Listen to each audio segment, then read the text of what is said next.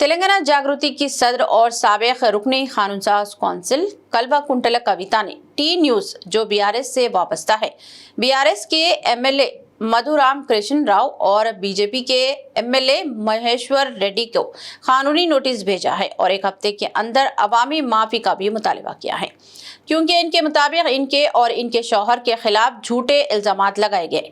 कविता ने वाजे किया कि इनके शौहर ने कभी हुकूमती जमीन पर कारोबार नहीं किया और तमाम कारोबार निजी जमीन पर थे और आईडीपीएल के करीब जमीन से इन या इनके शौहर का कोई ताल्लुक नहीं। उन्होंने बीआरएस पार्टी और चंद रहनुमाओं पर इल्जाम लगाया कि वो इनके खिलाफ मुनज़्ज़म मुहिम चला रहे हैं, जबकि कुकटपल्ली के एमएलए के बेटे ने पुरानी झील पर कब्जा करके अवामी रसाई रोक दी है।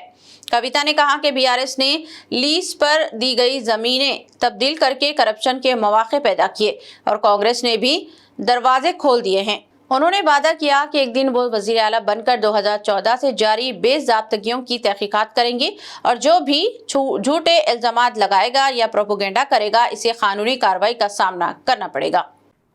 टी न्यूज़ की लीगल नोटिस पंपिस्ता उన్నా। నా భర్త పేరు పెట్టి కృష్ణారావు అనేటటువంటి ఎమ్మెల్యే గారు ఏదైతే ప్రెస్ మీట్ పెట్టినరో, మీరేమన్నా ఆల్తు ఫాల్తు social media channel T news అంటే శాటిలైట్ ఛానల్, మీరు ఒక పార్టీని రిప్రజెంట్ చేసే ఛానల్, కనీసం వెరిఫై చేసుకోరా? ఏది పడితే అది వేసేసుడేనా? వేరే వాళ్ళది వేస్తే వాళ్ళు ఊరుకున్నారేమో, నేను ఊరుకునేదాన్ని కాదు, ముందే చెప్తున్నాను. టీ న్యూస్కి లీగల్ నోటీస్ ఇస్తున్నాం.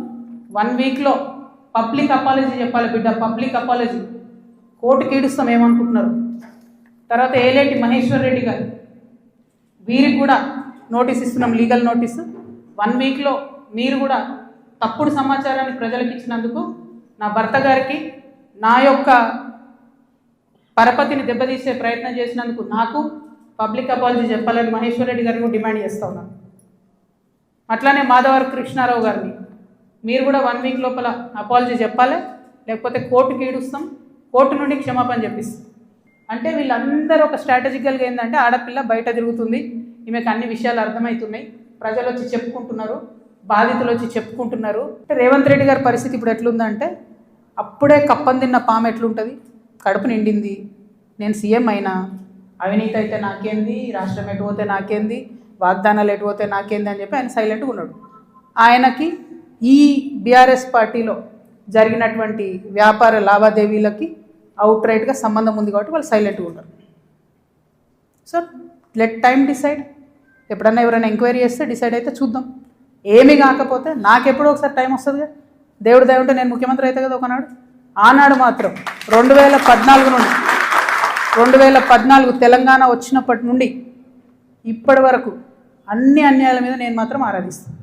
ఎందుకంటే ఎవరు వచ్చి బయటకు వచ్చి మాట్లాడినా వాళ్ళని దబాయించాలి, వాళ్ళ మీద ఒక కేసు వేయాలి, వారిని ఏదో అనాలి, బురద జల్లాలి అని అంటే కుదరదు.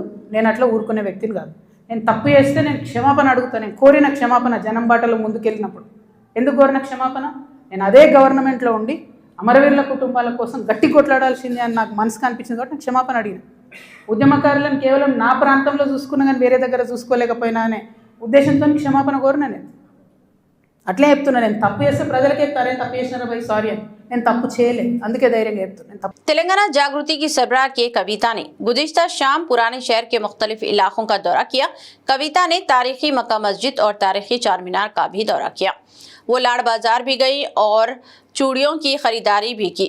कविता ने पुराने शहर में मुख्तलिफ इलाकों का दौरा करते हुए मुकामी अवाम से मुलाकात की। उन्होंने कुम्हारवाड़ी कॉलोनी का दौरा किया और मिट्टी के बर्तनों की तैयारी का भी मुशाहिदा किया। कविता तारीखी चार मीनार गई। इसके अलावा उन्होंने तारीखी मक्का मस्जिद का भी दौरा किया। मक्का मस्जिद के सहन में और चार मीनार के दामन में कई अफराद ने कविता से मुलाकात की और मसरत का भी इजहार किया। कविता बादजा मशहूर लाड़ बाजार भी गई। चूड़ियों के मुख्तलिफ दुकानों का उन्होंने दौरा किया और कुछ चूड़ियों की भी खरीदारी की। उन्होंने मुकामी अवाम के अलावा ताजरों से भी बातचीत की और इनके मसाइल के ताल्लुक से वाकफियत हासिल की।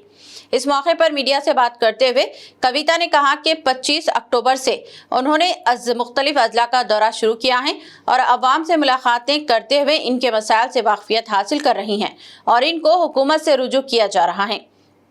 के कविता ने कहा कि ओल्ड सिटी ही दरअसल गोल्ड सिटी है और यही हैदराबाद की असल पहचान है।